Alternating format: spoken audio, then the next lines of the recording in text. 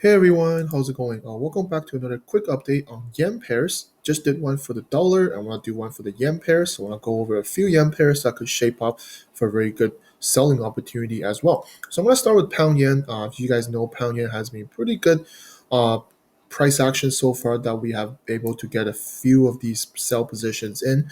They're looking pretty clean, and now we're pretty much forming another potential sell opportunity. So I want to take a look into this one really quick here and show you guys kind of what I see. So first off, from a higher time frame point of view, you can see that there is a larger head and shoulder pattern in the making. So that's already a very good confluence that we're seeing this on the overall higher time frame structure, and we're not pushing up any higher, we're stalling in this area. So that's a very good sign from the market.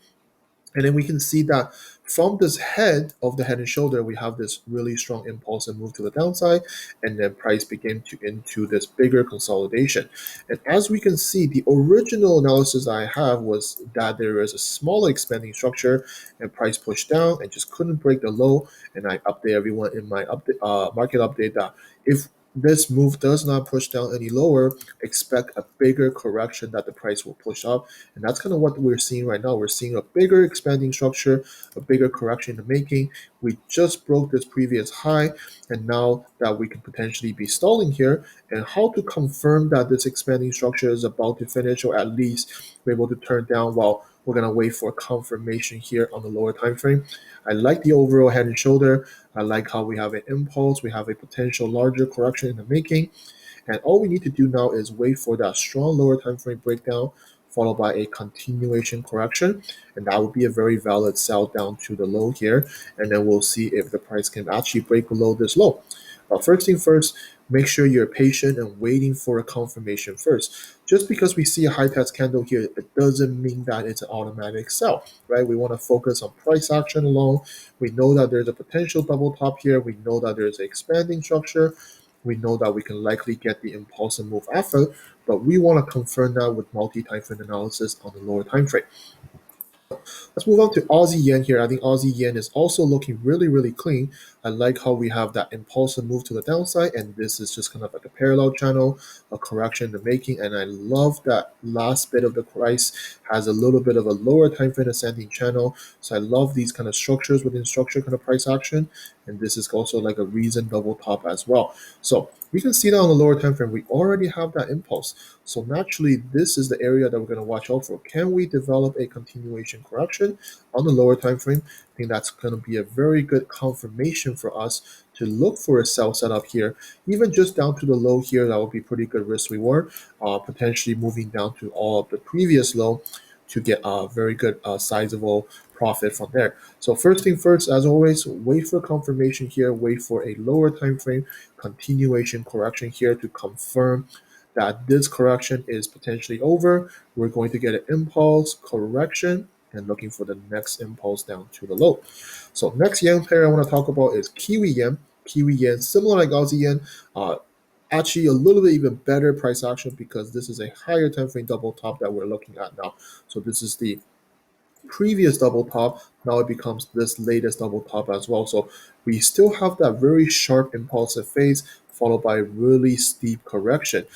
But the correction itself correct all the way up to the double top area, and you can see that there is stalling here, there is price action here. If we go down to the lower time frame, we can see that there is a price push to the upside but failed to push higher.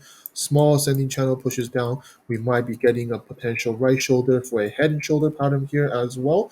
So again, confirmation here is whether or not price push down a little bit lower or it start forming a right shoulder here. I think that would be the first sign of a confirmation. If that fits your plan to enter a position like so, or you can wait for a little bit more push down from the price and then a deeper correction, something like this, and then break out. That would be ideal as well. And ultimately, if the price does break out from this correction, if we have a more solid lower time frame correction here, potentially a bigger head and shoulder pattern as well, that would also give a potential entry also.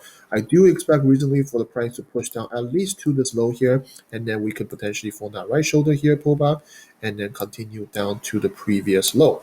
So that's Kiwi yen. And last yen pair I want to talk about is CAD yen. CAD yen, the reason why I leave it till last because I can have a little bit doubt on this one. I want to kind of go over this really quickly. Is that we see an expanding structure. If you guys recall my video on expanding structures, they're a little more advanced because they can be either a continuation correction, so this move can continue higher, or this can be a big reversal. The reason why this is different than pound yen that we went over, pound yen also have an expanding structure, but it was followed by a strong continuation bearish impulse, and we have the higher time frame head and shoulder. So that kind of adds a little bit more confluence that this can be a continuation. Whereas CAD yen just had a really strong bullish push to the upside, and this can be a continuation or reversal. We're not too sure yet, but again, multi-time frame analysis and patience is key here. The bearish bias that I see here is that we can potentially see a double top here.